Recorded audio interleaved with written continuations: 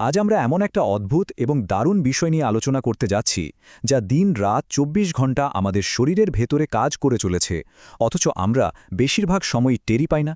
চলুন আজ চিনে নিই আমাদের শরীরের একদম নিজস্ব এক অদৃশ্য রক্ষককে, লসিকাতন্ত্র বা দ্য লিম্ফ্যাটিক সিস্টেম।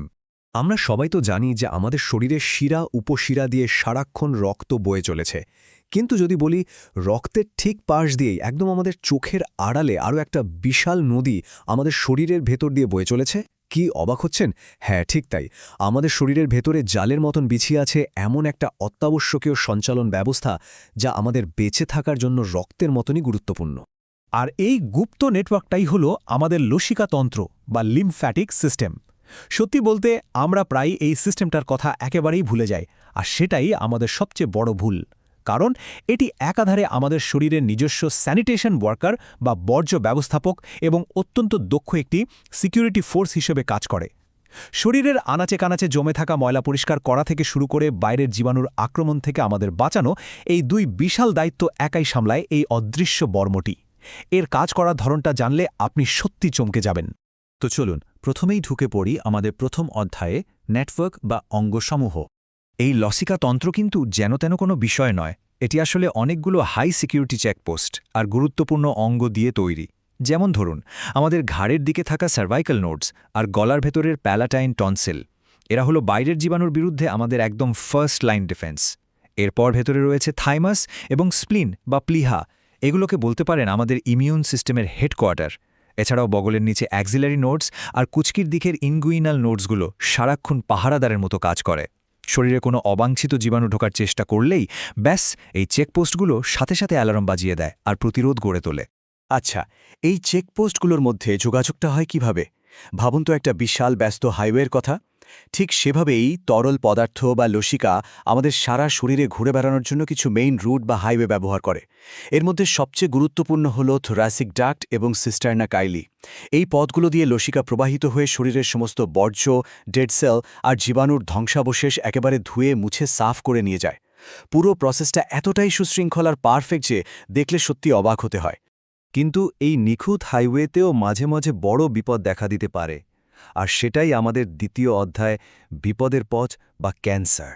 শুনলে হয়তো একটু অদ্ভুত লাগবে, কিন্তু যে কোনো হাইওয়ের মতোই আমাদের এই লসিকাপথটাও মাঝে মাঝে হাইজ্যাক হতে পারে। এই সিস্টেমের মূল কাজ তো শরীর থেকে বর্জ্য সরানো, তাই না? কিন্তু খুব দুর্ভাগ্যের বিষয় হলো অনেক সময় কোনো প্রাইমারি টিউমার থেকে ক্যান্সার সেল বা কোষগুলো আলাদা হয়ে যায়, আর তারপর তারা খুব চালাকি করে এই লসিকা নালীগুলোকেই তাদের চলাচলের রাস্তা হিসেবে ব্যবহার করে।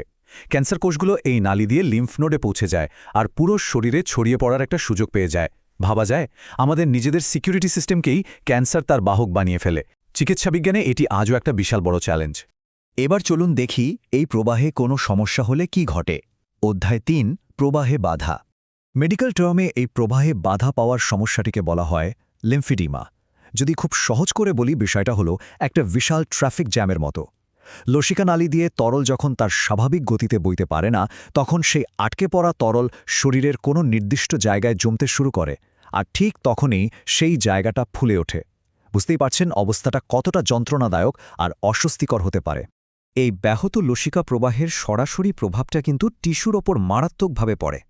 আপনি হয়তো খেয়াল করে থাকবেন, অনেক সময় কারো একটি হাত বা পা অস্বাভাবিকভাবে ফুলে যায়।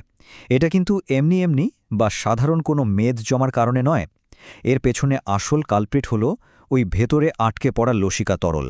শরীরের ভেতরের এই সূক্ষ্ম প্রবাহটা ঠিকঠাক চলা যে আমাদের জন্য কতটা জরুরি, এই একটা উদাহরণ থেকেই তা একদম পরিষ্কার হয়ে যায়।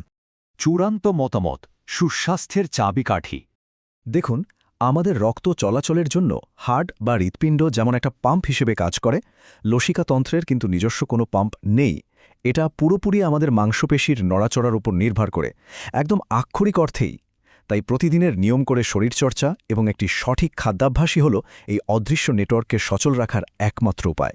আমরা শারীরিকভাবে যত বেশি অ্যাক্টিভ থাকব, আমাদের শরীর ততটাই ভালোভাবে বর্জ্য ও বিষমুক্ত হতে পারবে, আর আমাদের ইমিউন সিস্টেমও হবে সুপার স্ট্রং। তো সবশেষে আপনাদের কাছে আমার একটা প্রশ্ন: নিজেদের শরীরের এই অত্যন্ত গুরুত্বপূর্ণ আর অদৃশ্য বর্মটাকে সুস্থ রাখতে আজ থেকে আপনি নিজে কী স্বাস্থ্যকর অভ্যাস শুরু করতে যাচ্ছেন? একটু ভেবে দেখবেন কিন্তু। যদি আজকের এই বিশ্লেষণটি আপনাদের কাছে নতুন আর তথ্যবহুল মনে হয়ে থাকে তাহলে অবশ্যই লাইক দিন। আপনার মতামত বা প্রশ্ন নিচে কমেন্ট করে জানান, আর এমন সব আকর্ষণীয় টপিক সম্পর্কে আরও জানতে চ্যানেলটি সাবস্ক্রাইব করে আমাদের সাথেই থাকুন। খুব ভালো থাকবেন, আর হ্যাঁ, সব সময় অ্যাক্টিভ থাকবেন। আজ